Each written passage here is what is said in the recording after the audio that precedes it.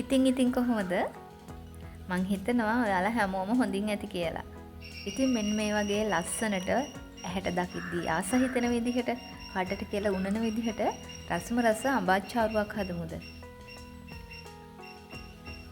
ඔන්න ඉතින් පොඩ්ඩෝ ඉන්න ගෙවල් වල නම් ගෙදරට ගේන අඹ උයනවට වඩා අච්චාරු හදලා කන්න තමයි කැමති ඇත්තේ. ඉතින් හැමදාම සාමාන්‍යයෙන් අපි හදන්නේ අඹ කපලා ලුණු, මිරිස්, ගම් මිරිස්, සීනි ටිකක් එකතු කරලා කලවම් කරලා කන එකනේ. ඉතින් මං අද ටිකක් වෙනස් විදිහට තමයි හැදුවේ. ඔන්න ඉතින් මෙහෙම හදපුවාම සහස් වෙන්නේ අච්චාරු පරාදයි. මම සීනි ටිකක් රත් වෙන්න තියලා ඒකට උණු වතුර චුට්ටක් එකතු කරලා මිරිස් කුඩු, කෑලි මිරිස් එකතු කරා. ඒත් එක්කම මස්ටර්ඩ් ක්‍රීම් තියෙනව නේද? මස්ටර්ඩ් ක්‍රීම් ටිකකුත් මම මේකට එකතු කරගත්තා. ඉතින් ඒක හොඳට රත් වෙන්න ඇරලා මම මේකට අඹ කෑලි ටික එකතු කරගන්නවා. අඹ කෑලි එකතු කරලා ගොඩක් වෙලා තියාගන්නේ නැහැ. පොඩි වෙලාවක් මේක හොඳට කලවම් කරලා ලිපෙන් බා ගන්නවා. ඊට පස්සේ මේක නිමෙන්න ඇරලා ඔයාට කැමති නම් රස බලන්න පුළුවන් ඒ වෙලාවේ. එහෙම නැත්නම් පිරිසුදු බෝතලයකට, වීදුරු බෝතලයකට, වීදුරු භාජනයකට වගේ දාලා ඇරන් තියලා පස්සේ කන්න ගන්නත් පුළුවන්. ඉතින් පහුවදාට වගේ ගන්නවා නම් ඔයා මේක ෆ්‍රිජ් එකේ තියබ්බොත් ගොඩක් හොඳයි. මට නම් ඉතින් මේක පහුවදාට කන්න තියාගන්න උනේ නෑ. නිමනවත් එක්කම මේකට වෙච්ච දෙයක් හොයාගන්න බැරුව ගියා. මම මේ අච්චාරුව හදන්න ගත්ත අඹ වර්ගය කොහොම අඹ නම් නෙවෙයි, වෙළඳ පොලෙන් ගත්ත එකක්. මේකේ පොත්ත ගොඩක් හයියයි. වෙළඳ පොලෙන් ගන්න කොටත් කිව්වා මේ අඹ උයන්න නම් බෑ, මොකද පොත්ත ඝනකමයි, පොත්ත අයින් කරත් සාමාන්‍යයෙන් අච්චාරු හදලා තමයි රස කියලා තමයි කිව්වේ. ඉතින් අද මම ඔයාලට දිය කුණ්ඩලු එකතුව පෙන්වන්න ලැහැස්ති මගේ. මීට කලින් වතාවකත් මම මගේ දිය කුණ්ඩලු එකතුව ඔයාලට පෙන්නලා තියෙනවා. ඉතින් මේ වෙනකොට ඒ ගස් ටික තවත් සරුසාරව හැදිලා තියෙනවා.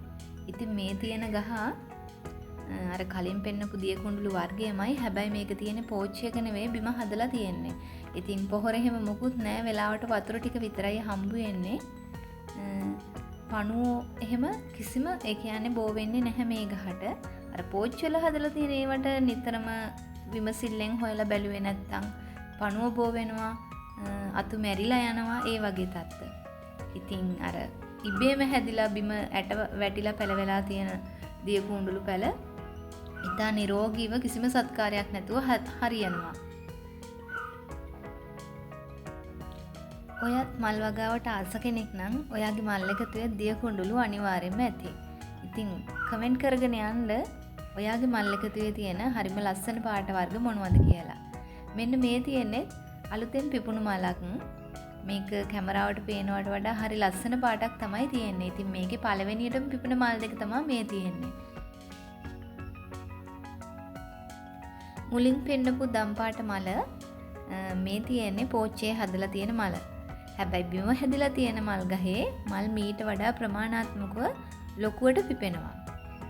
ඊළඟට මම ඔයාලට පෙන්නන්නම් මල් ළඟ තියෙන තවත් බයි කලර් දිය කුණ්ඩලු වර්ගයක්.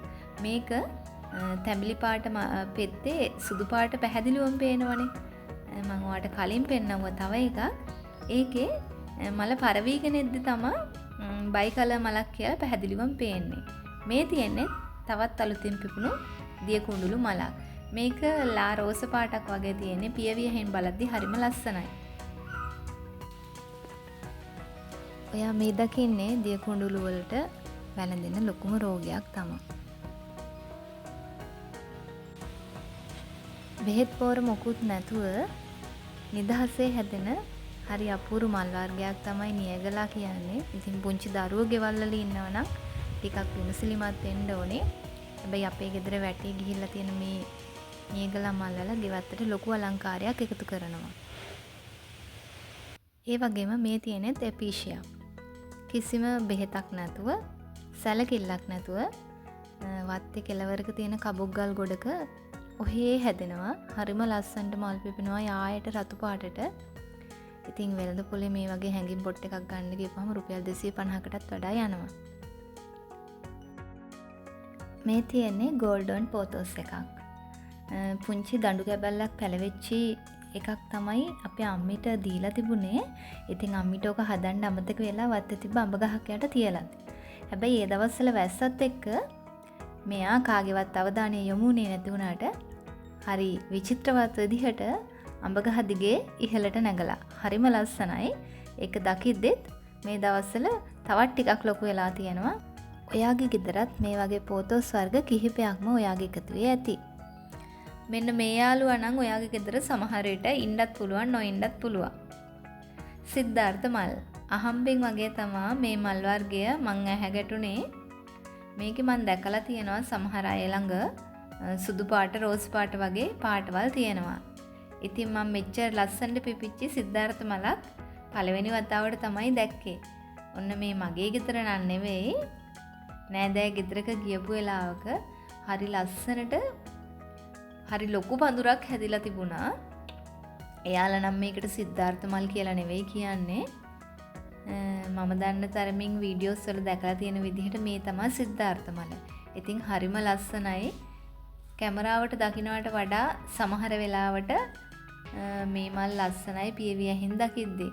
ඉතින් ඔයාගේ ගෙදරත් සමහර විට සිද්ධාර්ථ මල් මේ පාට විතරක් නෙවෙයි පාට කිහිපයක්ම ඇති. මේ තියෙන්නේ හරි අපූරු ලස්සන මල් වර්ගයක්. ඉතින් හැඟින් පොට් එකකට උනත් මේ වගේ මල් වර්ගයක් හරියනවා. කිසිම බෙහෙත් හේත් මොකුත් නැතුව. එහෙනම් ඉතින් අදට ගිහින් එන්නම්.